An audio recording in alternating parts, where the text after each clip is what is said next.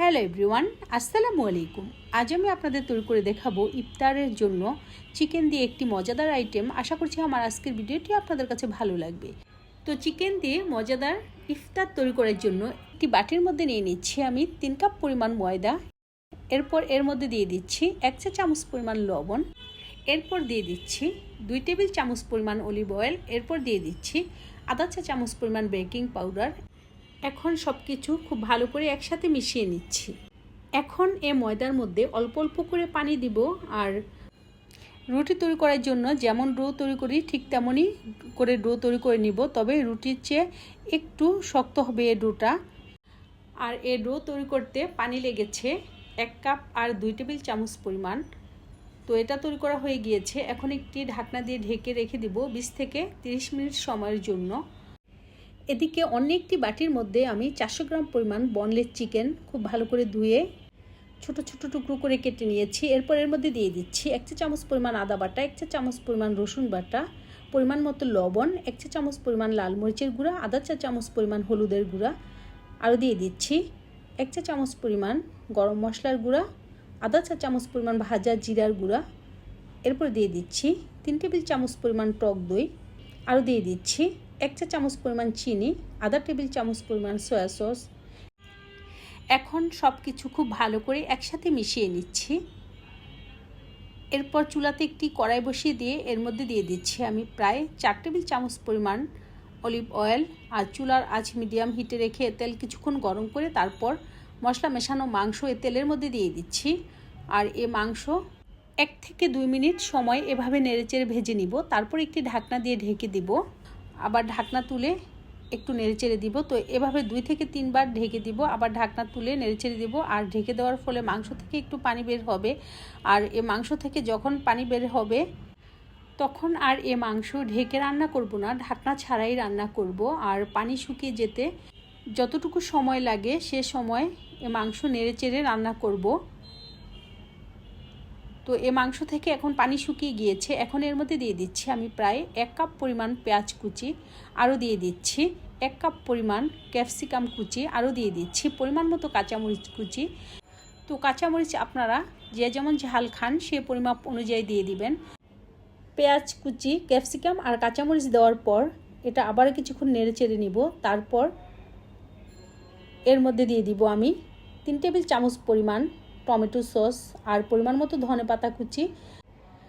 Tomato sauce আর ধনেপাতা দিয়ে এটা বেশিক্ষণ রান্না করব না।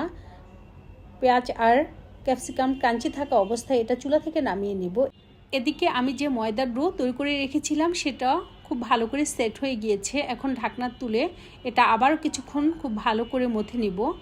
এরপর একটু বড় সাইজের একটি লেচি কেটে নিব। এখন এ ময়দার পেড়াটি হাত দিয়ে ডলে ডলে ঘুরিয়ে একটি বলের মতো তৈরি করে নিব। তারপর একটি রুটি বেলার বেলনি দিয়ে একটু বেলে নিব।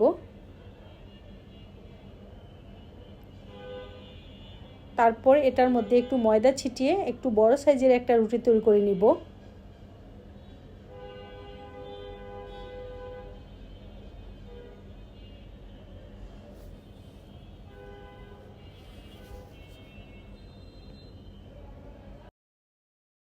তো আমার এই রুটিটি তৈরি করা হয়ে গিয়েছে। এখন আমি রুটিটি কেটে স্কোয়ার সাইজ করে নিব। আর একেবারে পারফেক্ট স্কোয়ার সাইজ না হলেও চলবে। তো আমি কিভাবে কেটে নিচ্ছি তা ভিডিও দেখেই বুঝতে পেরেছেন।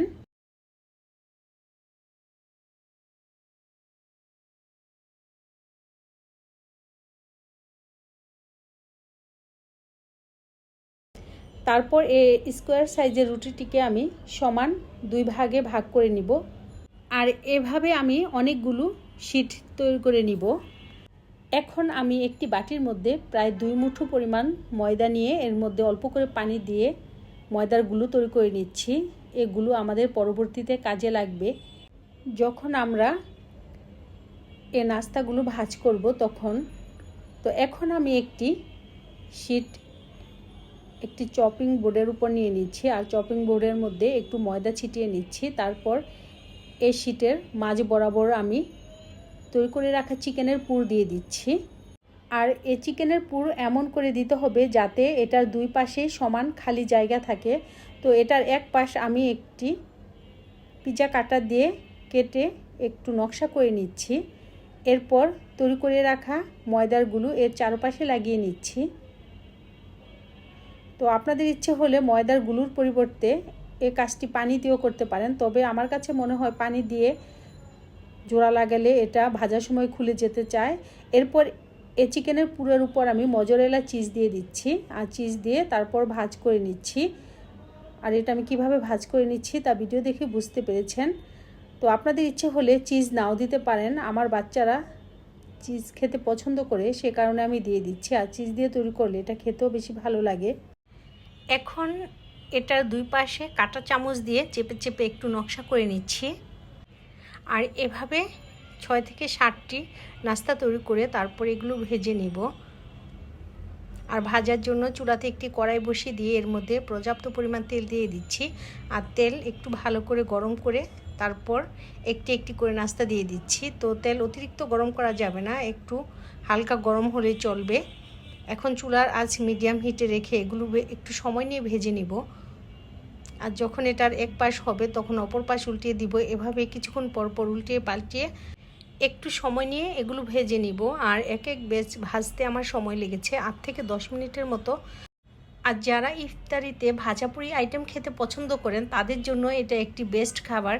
তো আশা করছি আমার আজকের ভিডিওটি আপনাদের কাছে ভালো লেগেছে। ভিডিওটি ভালো লাগলে আমাকে সাপোর্ট করবেন। আর আপনাদের সকলের সুস্থতা কামনা করে আজকের মতো বিদায় নিচ্ছি। আল্লাহ হাফেজ। Thanks for watching.